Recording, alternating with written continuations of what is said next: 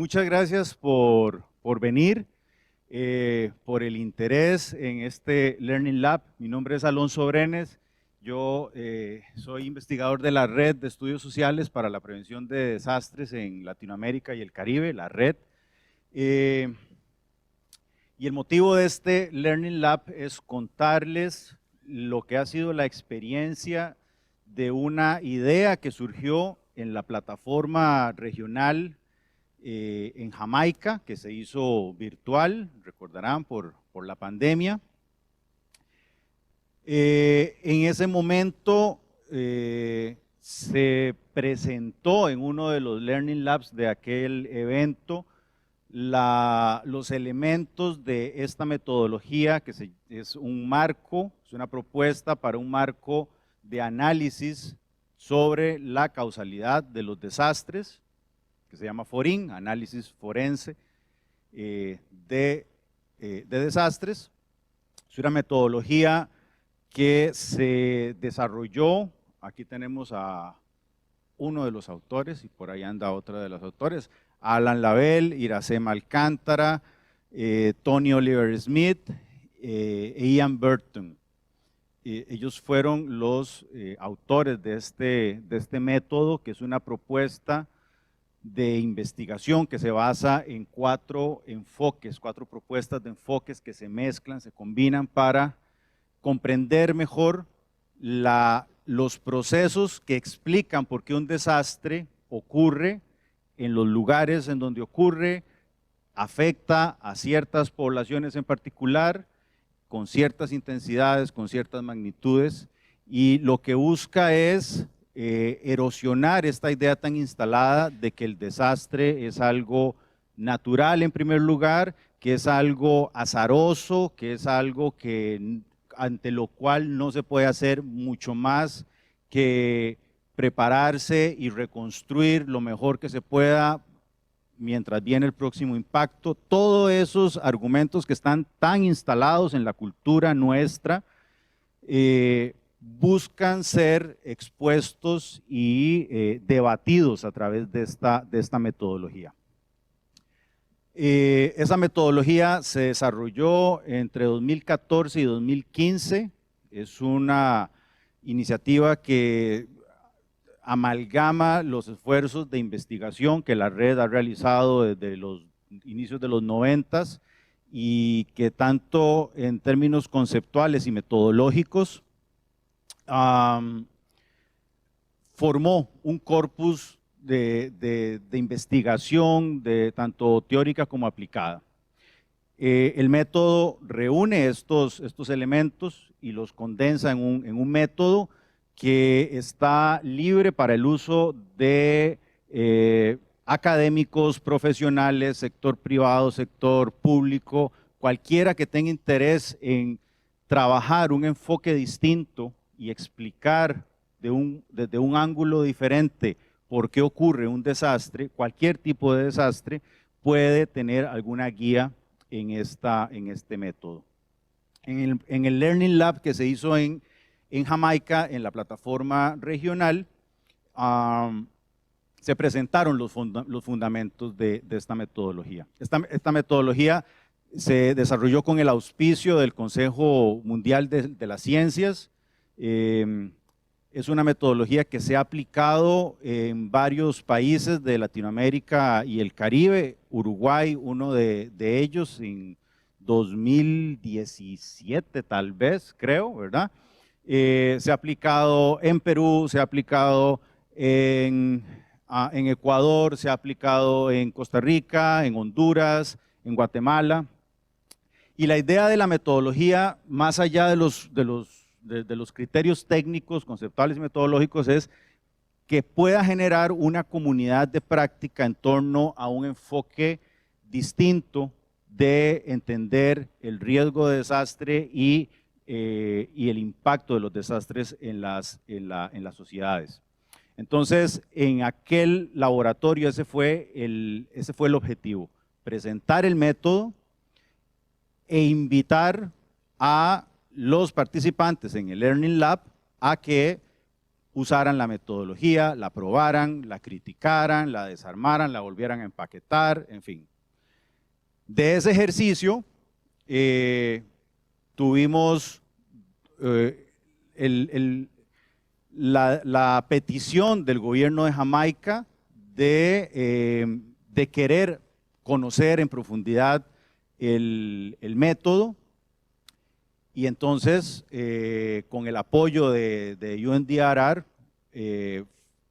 nos fuimos para Jamaica a hacer un taller a Kingston, y fue un taller muy enriquecedor. Llegaron representantes de distintas instituciones. Fue una cosa, además eran en los momentos donde se empezaba a descongelar el confinamiento en medio de la pandemia, entonces fue un taller, otra vez en un entorno como este, teníamos todos mascarillas, pero bueno, ya nos veíamos cara a cara, podíamos discutir, era otro feeling completamente distinto, trabajar una metodología de análisis más aplicado cara a cara, ¿verdad?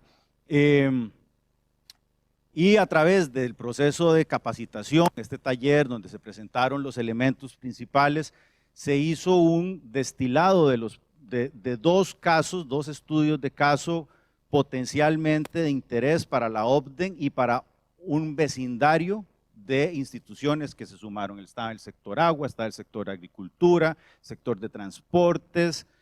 Bueno, los colegas de Jamaica me podrán ampliar la lista de los participantes, pero en ese taller habían, no sé, cerca de 25, casi 30 personas. Entonces, ahí se logró el objetivo que buscó el Learning Lab, y lo que van a escuchar ahora en la primera parte son justamente los resultados de la aplicación que el gobierno de Jamaica, a través de sus instituciones y sus funcionarios, hallaron en un estudio de caso en la localidad de Montego Bay en concreto, en particular. Aquí creo que hay más sillas para los que están atrás, creo que queda campito por acá, por si quieren. Entonces, ese fue uno de los estudios de caso que les vamos a presentar hoy. El segundo estudio de caso se desarrolló en octubre de este año, se desarrolló en la ciudad de Huaraz, que queda en la Cordillera Blanca, en la Cordillera de los Andes, en Perú, en Ancash, y obedeció también a esta hormiguita que quedó ahí despierta después de la presentación del Learning Lab. Había o persiste todavía una idea de que existe un vacío en términos de investigación sobre riesgo de desastre en regiones de alta montaña en los Andes.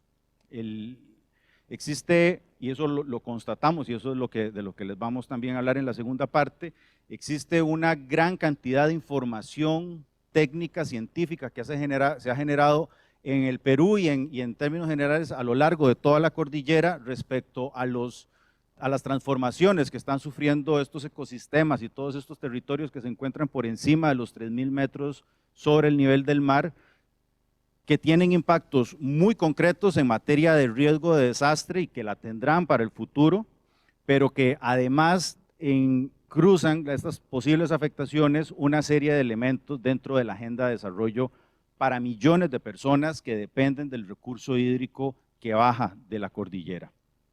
Entonces, nuevamente con el auspicio de UNDRR nos fuimos para Huaraz, y ahí tuvimos el apoyo, contamos con el apoyo de las autoridades, de las universidades, del COE regional de Ancash. Hicimos un proceso de capacitación, un proceso de consulta, y aplicamos la metodología FORIN. Ángel Chávez fue el investigador que en el caso peruano desarrolló la metodología, desarrolló este estudio de caso con la ayuda de toda una comunidad de práctica de FORIN Andes, que ya quedó instalada, y ya les contaré más adelante qué es lo que sigue en este año.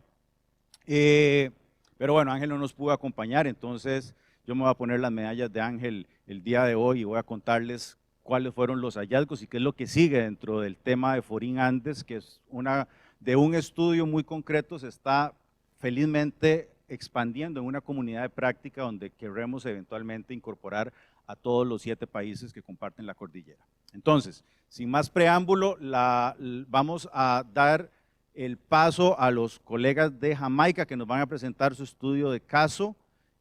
Vamos a tener unos 20 minutos, 30 minutos para que hagan la presentación. Yo les cuento qué se hizo en Huaraz y la idea luego es que ojalá existan más inquietudes y más ganas de desarrollar, de conocer la metodología, de aplicarla en otros contextos de riesgo.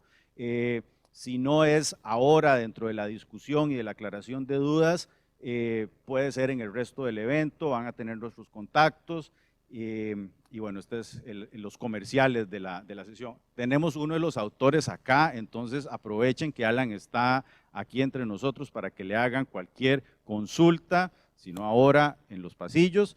Y bueno, sin más preámbulo, a los colleagues from Jamaica, I don't know who is going to make the, okay, the floor is yours.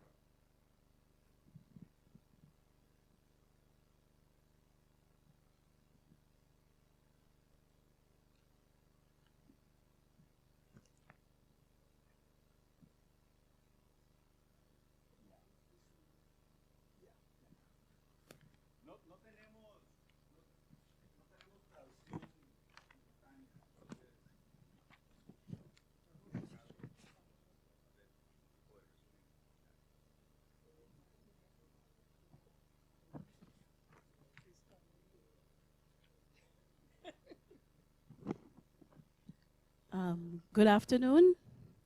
My name is Sophia Mitchell, and I am representing the Office of Disaster Preparedness and Emergency Management out of Kingston, Jamaica.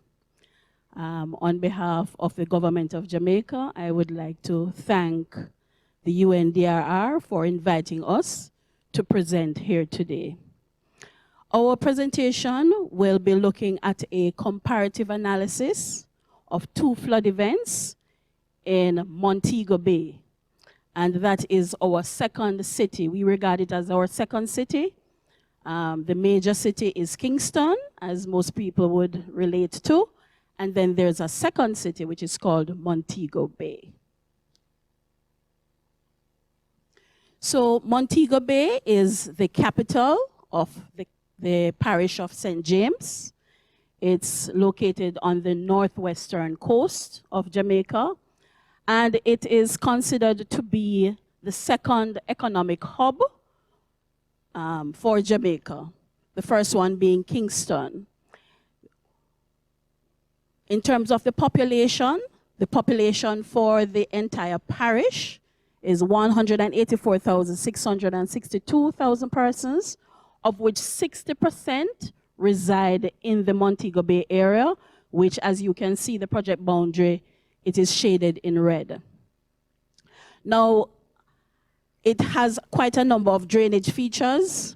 It has numerous rivers, and it acts as a drainage basin for the Montego River, as well as we have the Bogue Lagoon, and we have other features such as the coral reef and mangrove forests.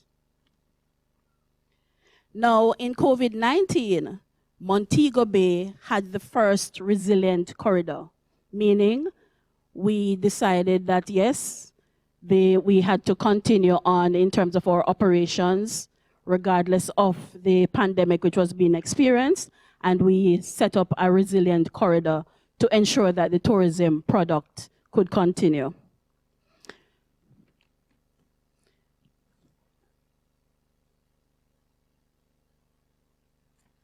So what you're looking at to your left is the project boundary, the parish boundary for the parish of St. James. And of course, just looking to that yellow circle is actually the project area or the project study area. So historically, Montego Bay has been affected by flooding as a result of increase in rainfall over a very short period. And of course, we have quite a number of drainage features in that area, including one which is called the North Gully.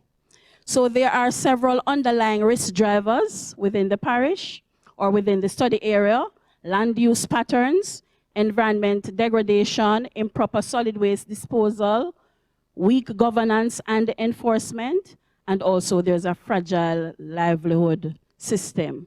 Now, if you were to look at the map to your left, you would see that it really is looking at a flood risk. It's really analyzing the flood risk, where the areas that are shaded in orange indicate very low flood risk, and the areas going all the way up to dark blue, and that area indicates very high flood risk. So it really indicates that the study area is prone to flooding and it is at high risk. Now, in this other map that we're looking at, this one will be looking at our critical assets, which are found within the study boundary as well. And we will see that there are a number of facilities that fall within that boundary. To date, the town of Montego Bay has experienced 7 major flood events, ranging from 1985 through to 2022. And of course, Montego Bay is our tourist hub, as we would regard it. And you will look at the critical assets which are found within the boundary: the Sangsters International Airport, which is our second largest airport; the Hip Strip, it is commonly called the Hip Strip, but it's really a cluster of hotels that persons or tourists frequent; the Cornwall Regional Hospital; the Montego Bay Fire Station, and other critical facilities such as schools. Now, in 2017, we had the first flood event, major flood event, and if you can see based on the photos, petrol stations were flooded out, the international airport, among other critical assets. And we also have identified some of the key communities that would have been impacted. In 2021, we also had impacts as well, where as compared to 2017, we had 392 persons being impacted, as compared to 2021, where it increased. We had 933 persons being impacted in the same study area. And we'll talk a bit about that as the presentation progresses. And in terms of the affected assets, we also recognize that the project boundary became, the impacted area became larger. So we not only had the Sangster International Airport, but other areas as well were impacted. And of course, we see an image of a taxi driver which was trapped in floodwaters as well. Now, in 2017, if you were to look on your left, you would see that the area that was impacted is shaded in yellow. That's the boundary of the communities that were impacted, as compared to on your right, where you see that the area has become larger. There were more communities impacted. On the left, we had the major drain, which was called North Gully, being impacted. But in 2021, we had the North and the South Gullies being impacted. And one very important thing to also note is that we have a number of informal settlements which are found beyond the drains, the gullies that are in North and South Gullies. And so we also think that this too has been contributing to what has been happening. Sections of the town center of Montego Bay was flooded in 2017 after just 4 hours of rainfall. And that is what the Met Office, the local Met Office, would have indicated. And of course, for the 2017 event, we had 20 million being allocated for drain cleanup and repairs. In terms of the land use patterns, that is also another issue that we have identified in terms of areas which are demarcated for commercial areas, basically being used for other things. There is also a lack of enforcement for the development of houses on the outskirts of the town, where there are pockets of informal settlements bordering narrow and congested drainage systems. And of course, at the time, the building code, our national building code, was still being revised. In terms of land use patterns, you will see that for the area, we would have demarcated areas which would have been demarcated for industrial, commercial, or residential, etc. And that the image to the front is really looking at that yellow area is basically the town center of Montego Bay, which often results in flooding. Now, we do know that based on the gullies which overflow their banks, the north and south gullies, they result in damage to the housing stock. And of course, as I explained, this is normally impacting the informal settlements. Another issue too is the drainage and improper disposal of solid waste. And even within the project study area, we have a housing scheme which was built by the National Housing Trust, which is a large housing development, and that area was also inundated as a result, along with the North Gully. As it relates to 2021, similar to 2017, sections of the town center of Montego Bay was flooded, as in 2021. Since we had the major flooding in 2017, the St. James Municipal Corporation and other stakeholders have worked with communities. So we have really worked with communities to see how best we can improve on our community preparedness mechanisms. So we have quite a number of activities that have been on stream or in train, as we would say.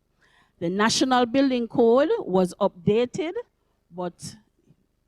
so in 2021, we were in the process of updating the National Building Code, and now the National Building Code is still being updated. It has not been fully finalized, but there still remains a lack of enforcement and a lack of poor building practices. And of course, there is environmental degradation. We have quite a number of improper solid waste practices taking place, and this also exacerbates the problem. We have the gullies being filled with garbage, and of course, when this gets to the outlets that lead to the sea, then we have quite a number of buildup. We have siltation, which is also another problem as well.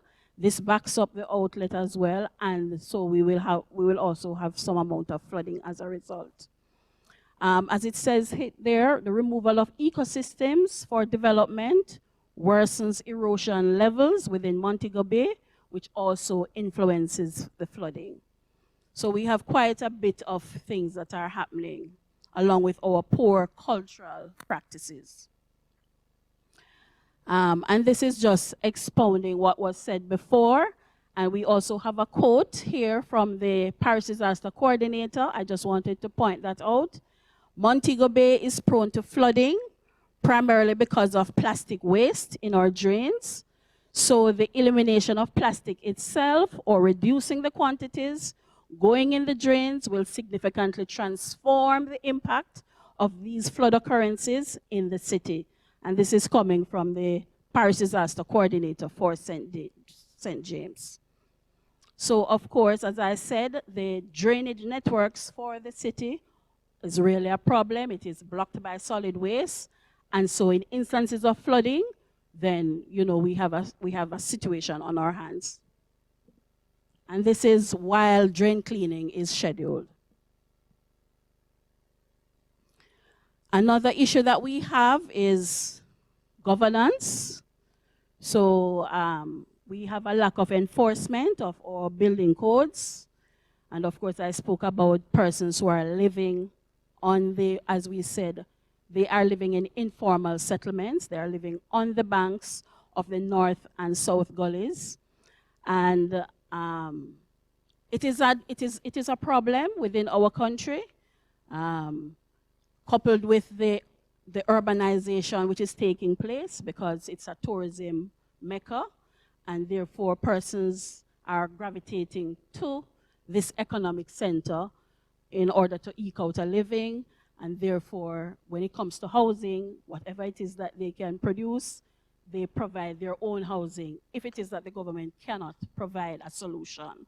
And so we end up with what we call informal settlements. This population density also places a strain on the existing drainage infrastructure that exists for the city. In terms of disaster risk reduction strategies, as I said before, we have what is called preventative maintenance. So the Ministry of Local Government, through the St. James Municipal Corporation, they would have allocated funds to clean the drains on a scheduled basis. But as I said, based on the other factors that are happening, the human settlement, improper garbage disposal, etc., then it makes the work of the government entities that much greater. Secondly, too, we have here 200 million has been allocated to ease traffic congestion in Montego Bay, and works will include an expansion of the city center to include perimeter roadways that will divert traffic from the town center. So the government is doing its best in terms of how it is that we deal with this urban sprawl.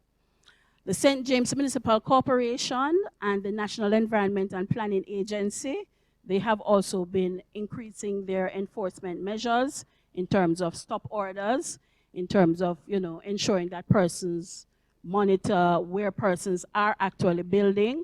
But like everything else, there is a resource challenge where that is concerned, and that also compounds the problem. And of course, finally, the ODPEM, the St. James Municipal Corporation, and other stakeholders, we build DRR capacity through what we call our parish disaster committees. So each parish has its own parish disaster committee, which is supposed to build disaster risk reduction. We plan, we set up our strategies, and we implement accordingly.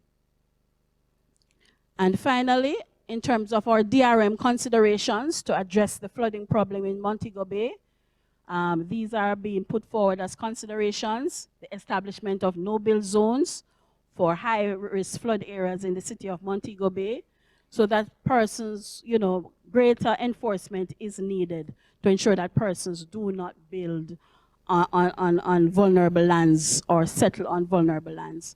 And also to strengthen the enforcement measures to restrict the development of informal settlements and the businesses which are situated along the North and South Gully.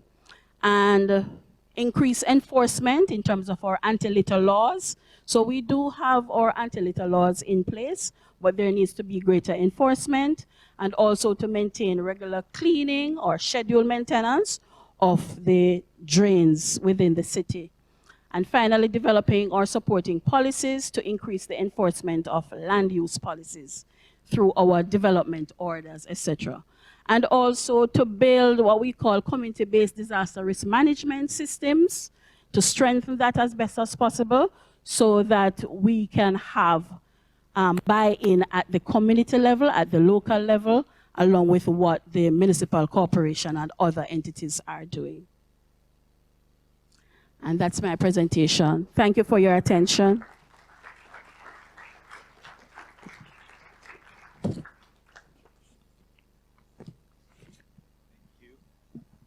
Si alguien tiene preguntas, podemos recoger unas 2, 3 preguntas. Ya luego, al final de las 2 presentaciones, vamos a tener ya un espacio más para diálogo. Pero si alguien tiene así una observación, pregunta que quisiera de una vez, gracias.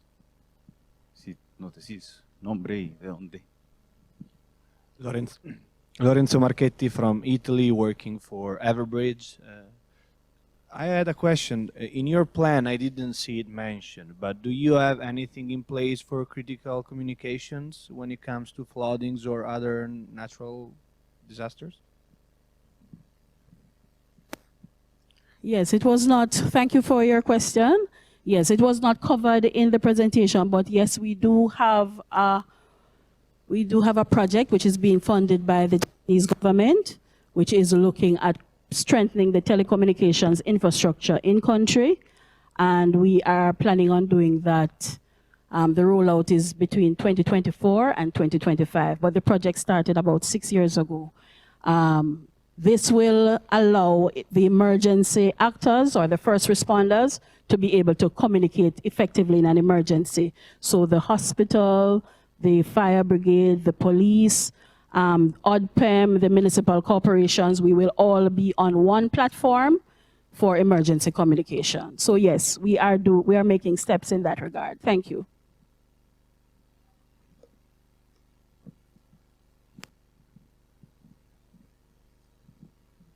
Thank you very much for the presentation. I'm Ali Asghari from York University in Toronto. I have a question about how much the private sector, particularly the hotel industry, are contributing to both the issue and also solving this problem. Thank you.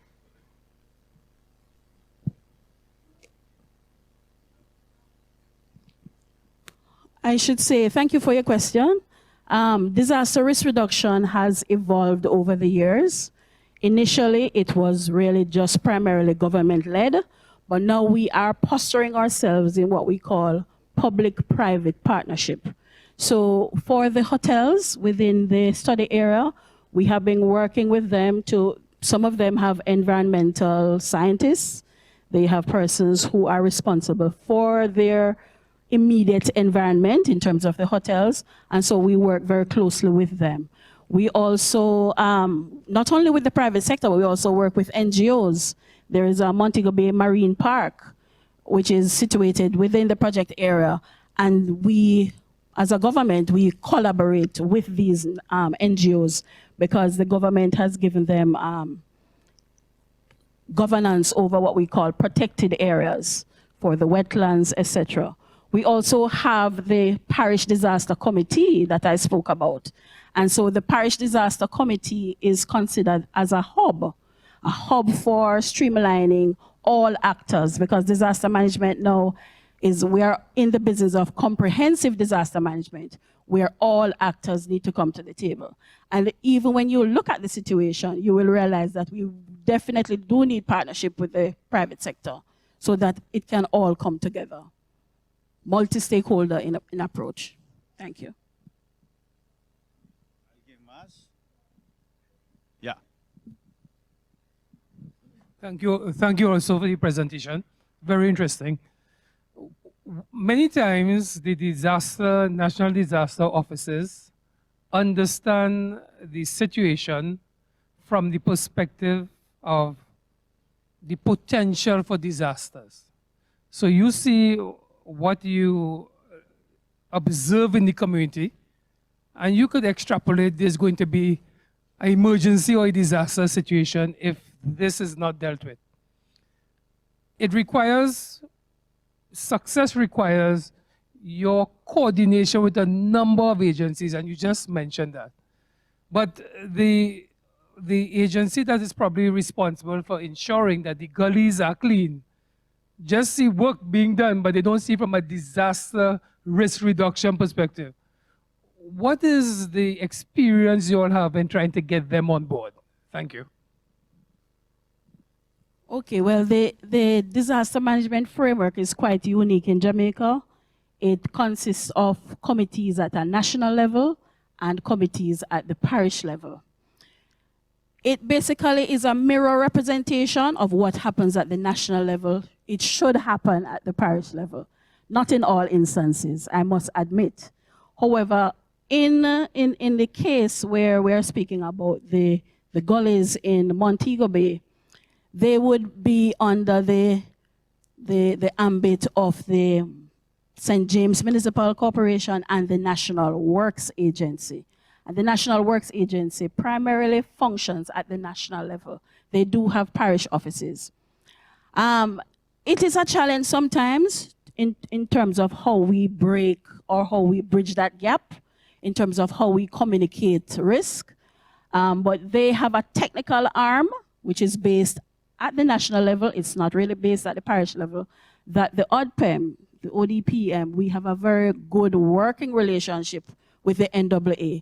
And whatever projects that we are doing, we ensure that they are at the table from inception, from design, rather than when the problem happens, then that's when you call them in. So we ensure that because we recognize that they are pivotal to how it is that we progress in terms of how we move forward in DRR. So they are at the table, and we have some focal point based on the Disaster Risk Management Act. There's a section of our act which speaks to focal point responsibility, where persons from each ministry, department, and agency, we have a liaison, and a liaison is named. So that is how we bridge the gap. We develop a relationship with these persons prior to the event, so that when we have these naturally occurring events, then it makes the relationship better. I just want to slide one question before after this experience you had working with different institutions and facing the methodology as a multidisciplinary and interinstitutional exercise, what's next? Well, thank you for your question again. This was our first attempt. We basically wanted to do 2 studies. We also wanted to do the other methodology, the longitudinal study as well, but resources did not permit. So we have decided to do the comparative analysis. What is next? We recognize that even while doing this study, we did not have all the rainfall data, for example, that we needed, so that we can, delve a little closer in terms of what was really happening in terms of the rainfall patterns in that study area. And so we will definitely need to have or strengthen our partnership with the Meteorological Service of Jamaica to ensure that we have those, to ensure that we can collect the data over time, because we have started the research. I was at a presentation this morning where it said how it is that we are going to ensure that the scientific community becomes a part of what we are doing. Because yes, we have research analysts at the Office of Disaster Preparedness, but there is more work to be done. So there's greater collaboration, for example, with the University of the West Indies through their risk reduction centers, etc. We would like to strengthen what it is that we have done. And so we thank UNDRR for this opportunity so far, and we hope that you will be with us at the end when we, peel the layers and we get to some of the key issues, because at the end of the day, it's all about cause and effect. And when we are speaking at a policy level, we really need to get and hammer out the issues as best as possible. Thank you very much.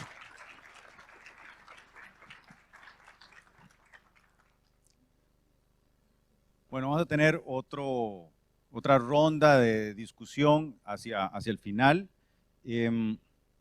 Ahora yo les quiero... bueno, había un...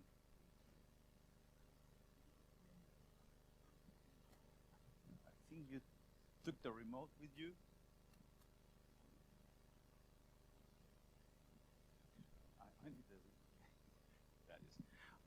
Bueno, un poco del derivado de la presentación, los resultados del método en el fondo, muy en el fondo, no son tanto de los objetivos principales como confrontar cuáles son las capacidades dentro de un método con un rigor metodológico bien definido, ponernos frente al espejo de las capacidades que existen para gestionar ciertos tipos de desastre.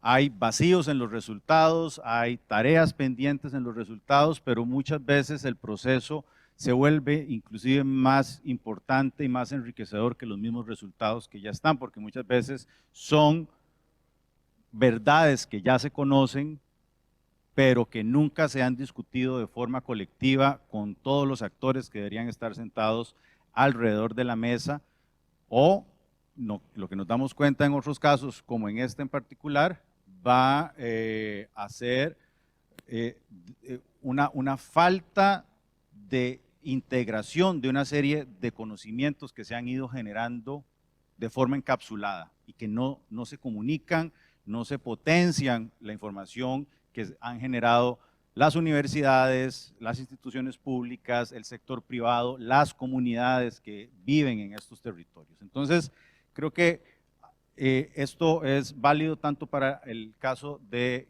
Kingston, de Montego Bay, como el de Huaraz. Perú, dentro del contexto de los Andes, es uno de las regiones que tiene la mayor cantidad de glaciares tropicales,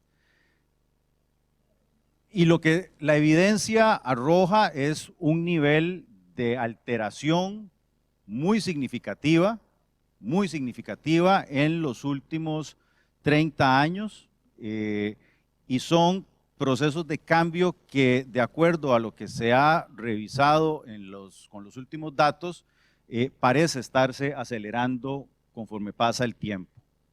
Las tendencias de derretimiento, las tendencias de deshielo, las tendencias de saturación de los niveles de ciertas lagunas está incrementando a un ritmo más acelerado, por lo menos de los últimos 15 años a la fecha. Esto se constata tanto por información satelital como por la experiencia de los guías que van con los tours a las partes altas de los picos, y que pueden ver directamente cómo el retroceso de las cumbres nevadas se está acelerando. El contexto de riesgo en esta zona de Ancash es un típico contexto multiamenaza, porque no solo está el riesgo o en términos de la amenaza, no solo estamos viendo desprendimientos de grandes bloques de hielo, hay un incremento en los deslizamientos y en los derrumbes, porque al derretirse el casquete hay una presión que se genera en las montañas, ¿verdad? Y la roca libera esa presión, se resquebraja, aumentan deslizamientos que bloquea caminos, que pone en peligro los flujos de comercio y movilidad de personas y mercancías. Los peligros de aluviones se exacerban.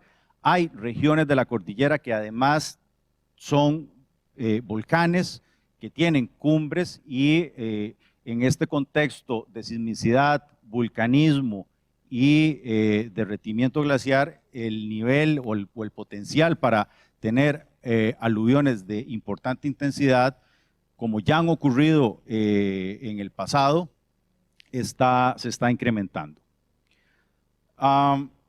Esto es el estudio que se hizo en este caso. Lo que trató de reconstruir o de explicar fue el evento de 1941, cuando un aluvión se generó y afectó una parte significativa de la ciudad de Huaraz en 1941. Aquí se describe lo que ocurrió en la laguna Palcacocha, que está al pie del nevado Palcaraju. Aquí pueden ver, creo, a ver. Bueno, esto es lo que estamos viendo de una forma exacerbada en los últimos tiempos. Hay un desprendimiento del bloque, cae en la laguna, y esto genera una especie de tsunami, por llamarlo de alguna manera, que rompe los diques que se establecen para contener el agua y para mantener un desfogue controlado de líquido, y esto, en combinación con la pendiente, genera un aluvión con una cantidad de energía impresionante que van a ver tuvo implicaciones muy serias en términos de daños en infraestructura y de vidas humanas que se perdieron en aquel momento. Acá, cuando ustedes vean la metodología de Forín en los documentos, verán que hay 4 abordajes. Este que se utilizó acá es el análisis longitudinal retrospectivo. Lo que busca este análisis es tomar el caso de un desastre que ya ocurrió y tratar de comparar, de echar para atrás cuáles fueron los procesos que construyeron o que explican este desastre, que tiene que ver con una combinación de los procesos de amenaza, pero también con los niveles de exposición de personas e infraestructura y los niveles de vulnerabilidad que había ante esta liberación abrupta de energía. La ciudad de Huaraz tiene 120,000 habitantes y de acuerdo a la modelación que se ha hecho por parte del gobierno peruano, este es uno de los escenarios que se estima que puede ocurrir ante la repetición de un evento similar al de 1941 al día de hoy. Huaraz tiene 120,000 habitantes y en un escenario donde se detone el aluvión, pues no hay que ser mucho más, no hay que decir mucho más. Ustedes pueden ver en el mapa el nivel de impacto que podría ocurrir.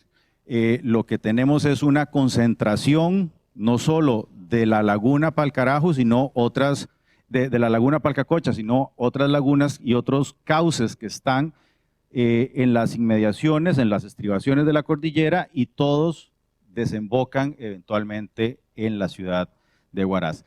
El centro de operaciones de emergencia está más o menos en alguna parte de la Mancha Roja. Entonces, ¿qué es lo que se encontró en este proceso de análisis de información y de procesos de toma de decisiones alrededor de esta amenaza que está latente y que está creciente?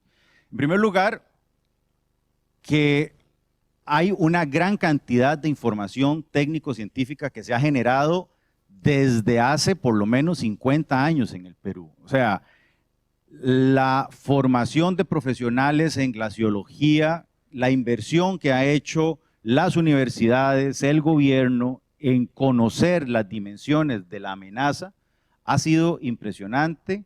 Perú puede dar cátedra a nivel latinoamericano y a nivel mundial sobre cómo estudiar y monitorear procesos de deshielo en zonas de alta montaña.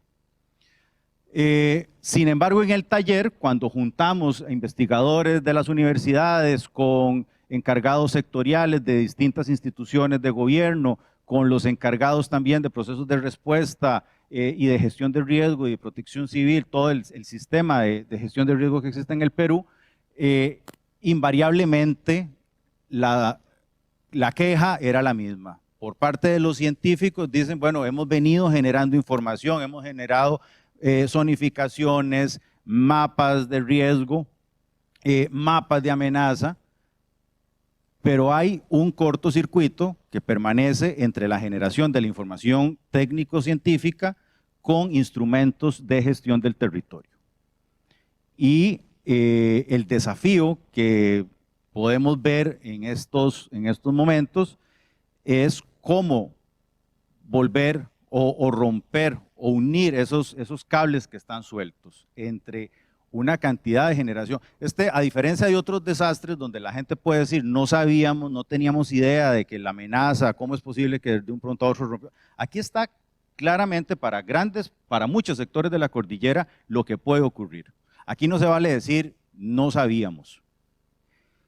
La pregunta es cómo tomamos esta información, esta urgencia, y la incorporamos en instrumentos de planificación sectorial, de planificación territorial, de desarrollo al final de cuentas.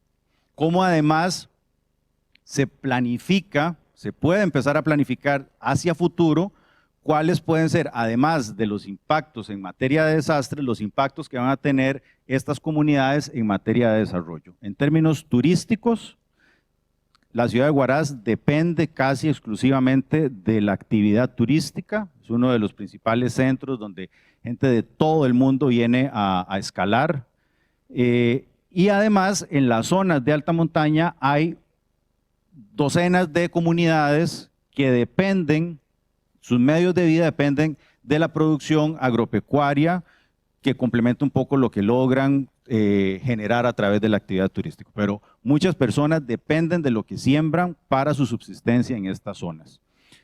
Y las variaciones y las distorsiones que se están viendo en materia de derretimiento, en materia de los cambios de los ciclos hidrológicos que están experimentando, compromete los niveles de seguridad alimentaria que estas familias puedan tener en el corto plazo, ¿verdad? Esto es un ejemplo que uno lo puede ver en otras partes del planeta, no es una novedad y ni es una cosa exclusiva en los Andes. No sé si ustedes vieron, por ejemplo, las noticias ahora en diciembre, enero, en Europa, como muchos resorts en los Alpes cerraron porque no había nieve y las comunidades se vieron afectadas por el cambio en la calidad de la nieve, que eso tuvo impacto directo en la actividad turística. Es algo que está ocurriendo en ya zonas en la parte argentina y chilena de la cordillera, también ya se está viendo. Y muchos de estos desafíos en materia de seguridad alimentaria y de riesgo, de variaciones en el riesgo de desastre, también se están viendo en muchas comunidades de alta montaña en las secciones del Himalaya, en las zonas de Nepal, de Pakistán, de Bután. Entonces, esto también llama la atención a el desafío es generar una agenda cohesionada de investigación a lo interno de un país, pensarlo en una escala regional del contexto andino, ¿verdad?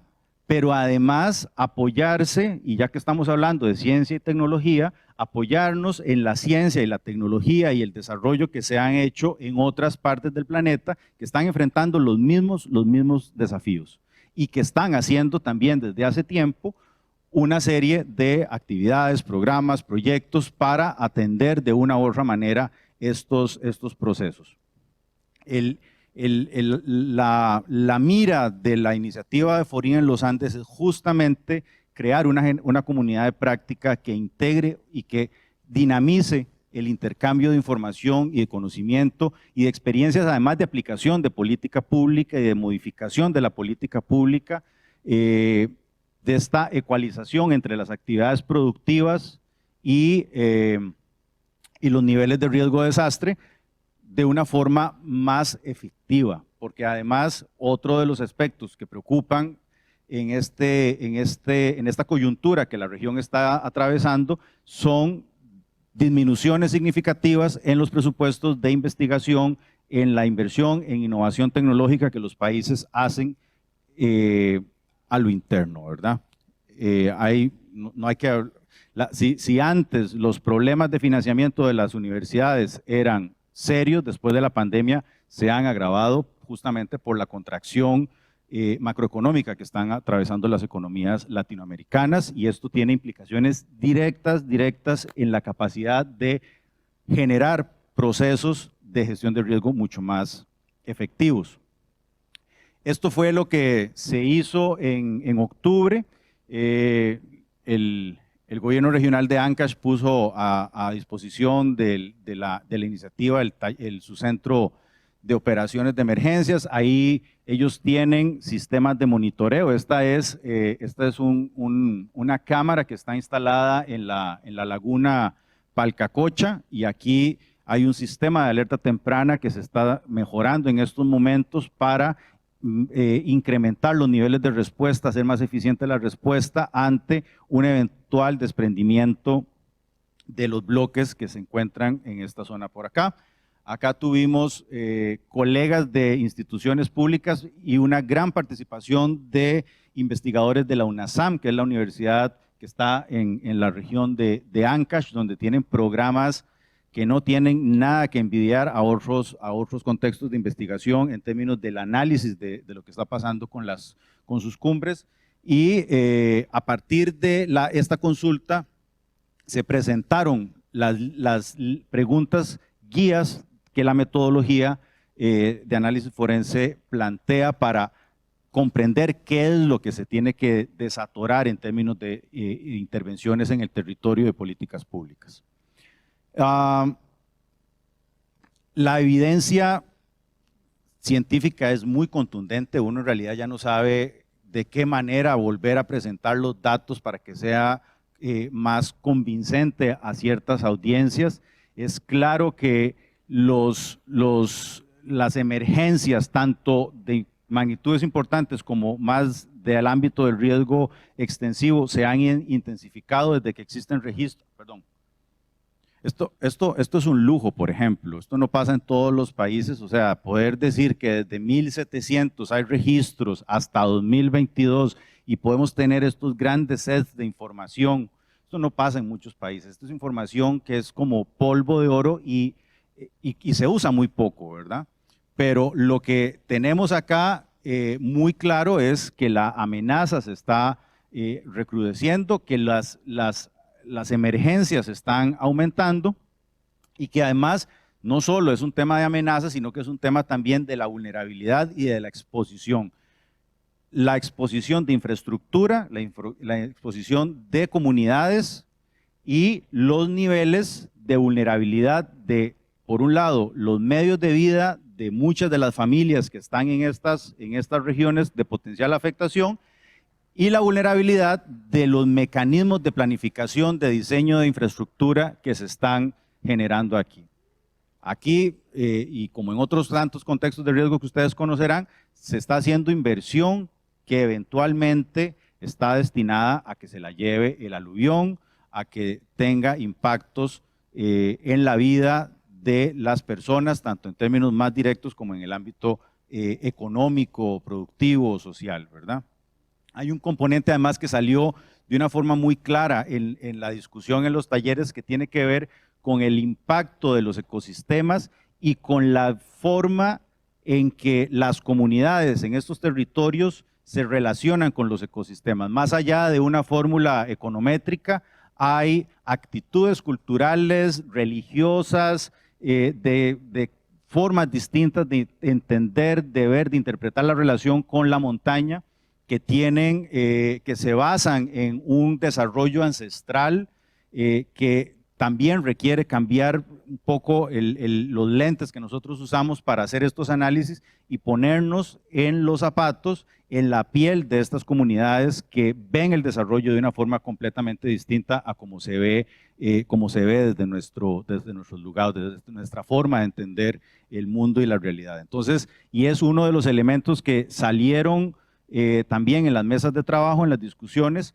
que esto no es un ejercicio nada más de ponerle dólares y céntimos a la infraestructura que está expuesta. Hay procesos, hay acervos intangibles que están en riesgo también y que se mantienen de una forma muy marginal dentro del debate y que no la decimos ninguno de nosotros. Esto viene de las comunidades y viene de procesos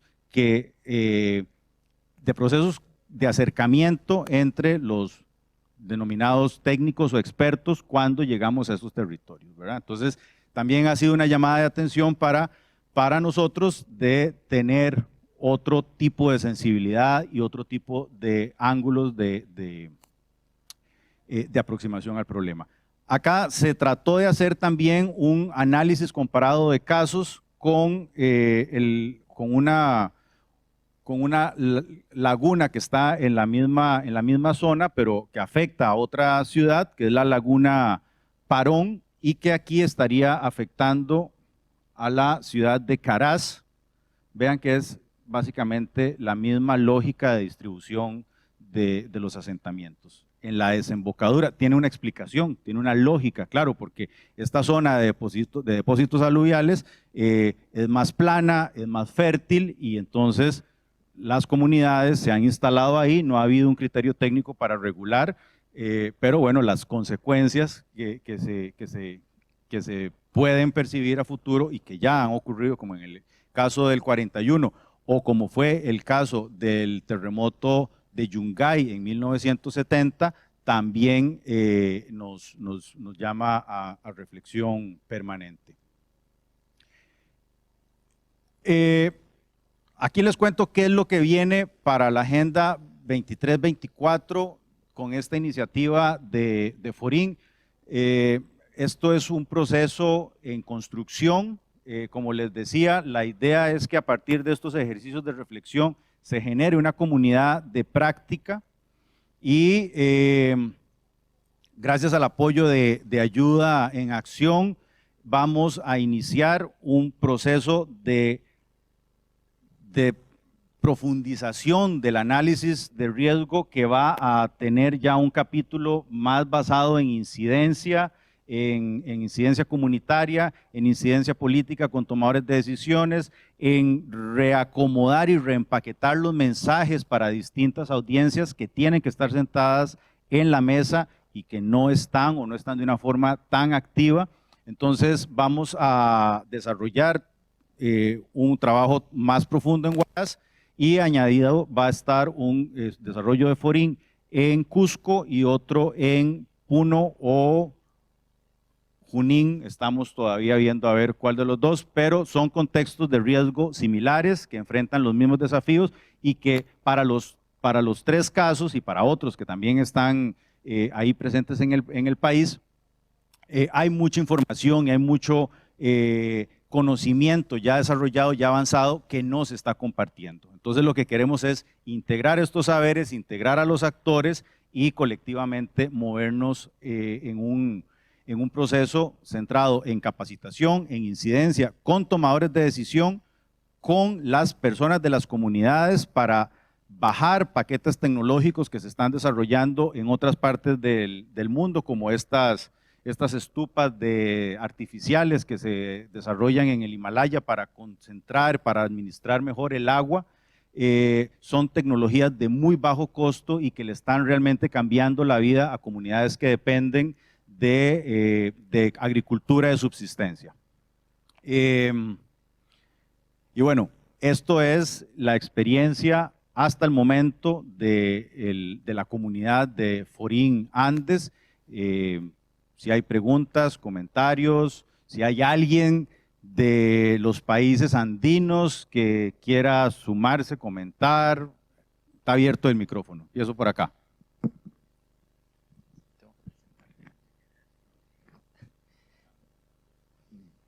Ya, bueno. Hola, ¿me escuchan? Sí. Bueno, muchísimas gracias por la presentación, felicitarlo, la verdad, un trabajo por parte de la red y bueno, con la ayuda de Arán, encomiable y evidentemente muy novedoso y hay que tomar nota un poquito y bueno, hacer algunos estudios también. Mi nombre es Alberto Malmierca, soy de la CEPAL, trabajo en la Unidad de Estadísticas Ambientales y Cambio Climático de la División de Estadística. Y yo la verdad es que quisiera ver si me puedes comentar un poquito más sobre el tema de que yo vi que en los principios de la guía metodológica se comentaba de que se partía del principio de que los desastres no eran naturales. Y bueno, nada, sabemos, y bueno, todos los que estamos acá que trabajamos en esto, sabemos que no hay un clasificador estandarizado ni internacionalmente aprobado, y también sabemos que hay muchos marcos que están, digamos, muchos esfuerzos de marcos que están ya aprobados y que, digamos, se están utilizando, sobre todo en gran esfuerzo por parte de la Comisión Económica de Asia-Pacífico, y todos apuntan a que los desastres son naturales, y cuando no se habla de naturales se habla de tecnológicos, antropogénicos, bueno, vamos por ahí. Y quería un poquitito, teniendo la oportunidad de que no lo estoy leyendo y lo tengo delante, si nos pudiera comentar un poco el porqué de esa afirmación, y bueno, nada, por ahí sería. Muchas gracias. Gracias. Sí, este es un punto de partida para nosotros, por lo menos en la red crítico, ¿verdad?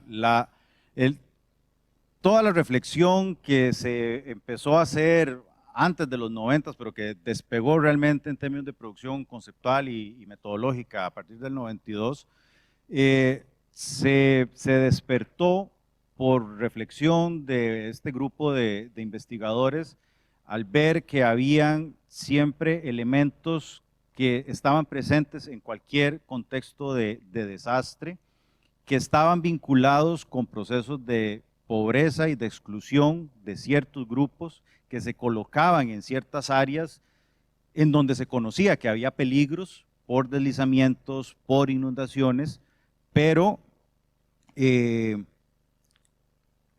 que uno al final dice, la gente no se coloca en estas zonas peligrosas por gusto. Hay procesos sociales, económicos, políticos, que explican por qué ciertos grupos de la ciudadanía en un país tienen la posibilidad de estar en un lugar riesgoso, peligroso, y otra gente puede estar en un lugar seguro. La gran mayoría, y ahí hay una evidencia a propósito de números y estadísticas, hay una evidencia estadística muy contundente que muestra esta relación entre condiciones de pobreza, de marginalidad y de una propensión mayor comparativamente con el resto del país a verse víctimas de un desastre o una situación de emergencia, tanto desde el punto de vista de amenazas naturales, de fenómenos naturales, como de también accidentes tecnológicos, porque son zonas marginales dentro de ciertas ciudades, zonas industriales, donde las personas llegan a instalarse con una lógica de tener acceso a medios de vida, mercados de trabajo, siempre en condiciones marginales, ¿verdad? Pero al final de cuentas uno ve que no es un asunto tanto de la amenaza del terremoto. Nosotros insistimos en que no es el huracán el que mata a las personas o el terremoto, sino son las condiciones en las que las familias pueden buenamente construir sus viviendas, ¿verdad? Con mecanismos de autoconstrucción, porque no pueden acceder a recursos para pagar un ingeniero estructural que les revise la obra, por lo que se ha llamado en la teoría los impulsores subyacentes del riesgo de desastre. El planteamiento ha puesto desde los 90 el énfasis en el riesgo de desastre más que en el desastre, más que en el evento, como la máxima en salud pública que es mejor prevenir que curar. En el tema del riesgo de desastre es exactamente igual, ¿verdad? Entonces, lo que sostenemos es que el riesgo se construye a través de procesos sociales donde existe un rol de la amenaza, pero que en definitiva los elementos que determinan por qué el desastre se detona en un lugar y no en otro, tienen que ver con degradación del medio ambiente, con problemas de institucionalidad, principalmente a los niveles locales, porque típicamente las municipalidades, los gobiernos locales son los que tienen el control del territorio y de disponer qué se construye, dónde y cómo, ¿verdad?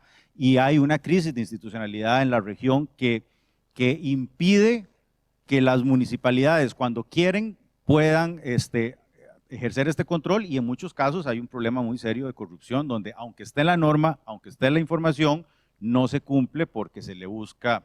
Los latinos pues en eso, ¿verdad? Tenemos esa condición estructural en la región donde la penetración de la corrupción en distintos ámbitos genera estos impactos. Y por otro lado, los niveles de exclusión y vulnerabilidad. Entonces esos son como los argumentos que a este grupo de trabajo y a otros grupos de trabajo nos hace sostener que no es natural el desastre, y que el desastre, al final de cuentas, no es lo fundamental, sino los procesos que construyen el riesgo y que hay que atajar antes de empezar a juntar escombros, ¿verdad?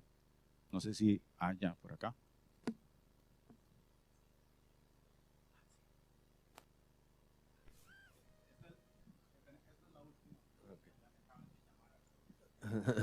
Muchas gracias por la presentación, muy interesante. Yo tengo dos preguntas muy puntuales. Se mencionaba al principio de la intervención que hay 4 procesos de análisis de riesgo incluidos dentro de la metodología. Nos mencionaste aquí el análisis longitudinal retrospectivo. ¿Cuáles serían los otros 3? Esa es una de ellas. Y la otra es los datos de vulnerabilidad. Sabemos que hay poca información sobre vulnerabilidad. ¿Cómo suplimos esa ausencia de datos para tener un análisis de riesgo concreto? Sí, gracias. Y telegráficamente, los otros 3, ahora les puedo pasar al final el link donde está la metodología para que la descarguen y la revisen con calma. Comparación de escenarios, ese es otro de los enfoques. El otro tiene que ver con metaanálisis, que lo que busca es hacer justamente una recopilación de investigaciones que se han hecho sobre el mismo tema y que muchas veces quedan desconectadas, y debería ser como el punto de partida de esta reflexión. Y el otro es, ¿cuál dije primero? Escenarios, y el otro es estudios comparados de caso, donde, por ejemplo, se trató de hacer con Huaraz y con Caraz algo muy superficial de esta comparación, cómo bajo un contexto similar de amenaza o vulnerabilidad o riesgo en general, se comportan de maneras distintas. Hicimos uno de esos estudios acá justamente en Uruguay, comparando también con una situación de cuenca compartida con Brasil y con Argentina. Entonces, esos son los 4 enfoques. Y sobre vulnerabilidad, generando los datos de vulnerabilidad, que es una de las principales conclusiones. La mayoría de la información que hay, sobre todo con el tema de glaciares y riesgo en sistemas de alta montaña, uno de los problemas es que se ha generado muchísima información sobre amenaza, pero no hay información de vulnerabilidad y de exposición. Y esa es una de las grandes tareas y uno de los énfasis que queremos atacar en este próximo proceso. Trabajar más, porque si no, tenés razón, no hay forma de tener un diagnóstico integral de riesgo. Muchas gracias y seguimos conversando afuera.